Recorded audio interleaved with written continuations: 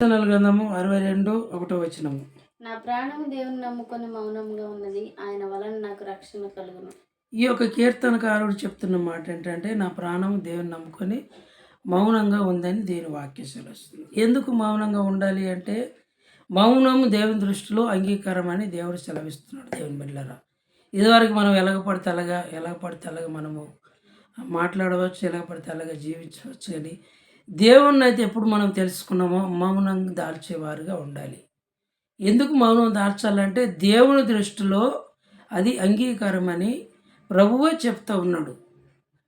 కావున నా ప్రియ కుమారుడు కుమార్తె, దేవుణ్ణి అంగీకరించిన తర్వాత మౌనంగా నువ్వు ఈ లోక విషయంలో ఉండకపోతే, ఈ లోకపరంగా ఉండకపోతే దేవునికి అవమానకరము, దేవునికి అవమానం తెచ్చే కుమారుడిగా కుమార్తెగా మనం ఉన్నట్టు మనం గ్రహించుకోవాలి. అందుకు మనం మౌనం దాల్చాలి. ఎందుకంటే దేవుడే మనతో ఉన్నాడు కనుక, దేవుడు మన విషయంలో వ్యాజ్యం ఆడుతాడు కనుక మనం మౌనం దాల్చేవారుగా ఉండాలని ఈ యొక్క కీర్తనకారుడు దీని ద్వారా మనతో మాట్లాడుతున్నాడు. అందుకు మౌనంగా ఉండాలి. ఎందుకంటే క్రైస్తవులు అనేవారు మౌనం పాటించట్లేదు. మౌనంగా ఉంటేనే దేవుని మహిమపరిచేవారుగా, దేవుని ఘనపరిచేవారుగా ఉండాలని.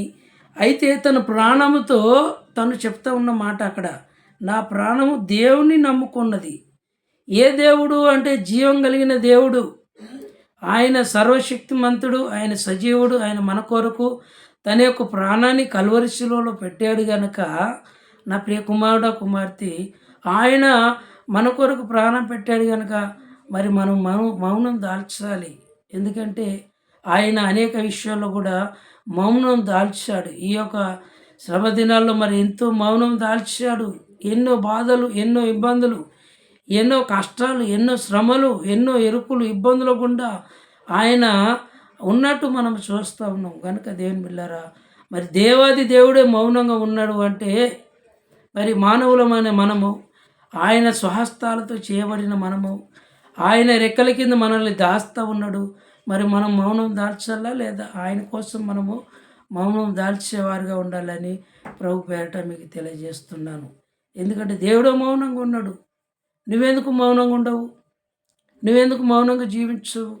నువ్వెందుకు మౌనంగా ప్రవర్తించవు? నా ప్రియ కుమారుడు కుమార్తె, అది మనకొక ఈ యొక్క ఎగ్జాంపుల్. ఈ యొక్క కీర్తనకారు రాసిన ఈ యొక్క వాక్యం తన ప్రాణముతో తను చెప్పుకుంటూ ఉన్నాడు ఆ యొక్క మాట. నా ప్రాణము దేవుని నమ్ముకున్నది, మౌనంగా ఉన్నది అని చెప్తున్నాడు. తన ప్రాణంతో తను చెప్పుకుంటున్నాడు దేవుని బిడ్డలారా.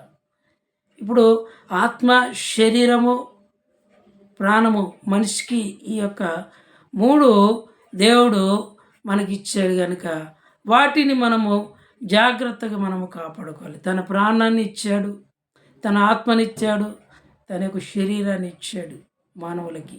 ఈ లోకంలో ఉన్న వారికి మరి ప్రాణం అంటే ఏంటో తెలియదు, శరీరం అంటే ఏంటో తెలియదు, ఆత్మ అంటే ఏంటో తెలియదు దేవుని బిడ్డలారా. కానీ దేవుణ్ణి అంగీకరించిన మనము, దేవుణ్ణి తెలుసుకున్న మనము మౌనము దాల్చేవారుగా ఉండాలని ప్రభు పేరిట మీకు తెలియజేస్తున్నాను. ప్రభు అయిన యేసుక్రీస్తు ఆయన కల్వరి శిలువలో చనిపోయి ఈ యొక్క పునరుద్ధాన దినంలో లేచాడు కనుక దేవుని బిడ్డలారా, ఆయన విజయశీలుడై ఆయన లేచి మన మధ్యలో ఉన్నాడు. ఎక్కడైతే 2-3 ఉంటారో వారి మధ్యలో ఉంటానని దేవుని యొక్క వాక్యం సెలవిస్తుంది కనుక మరి దేవుడి వాక్యాన్ని దీవించి ఆశీర్వదించును గాక. ఆమెన్.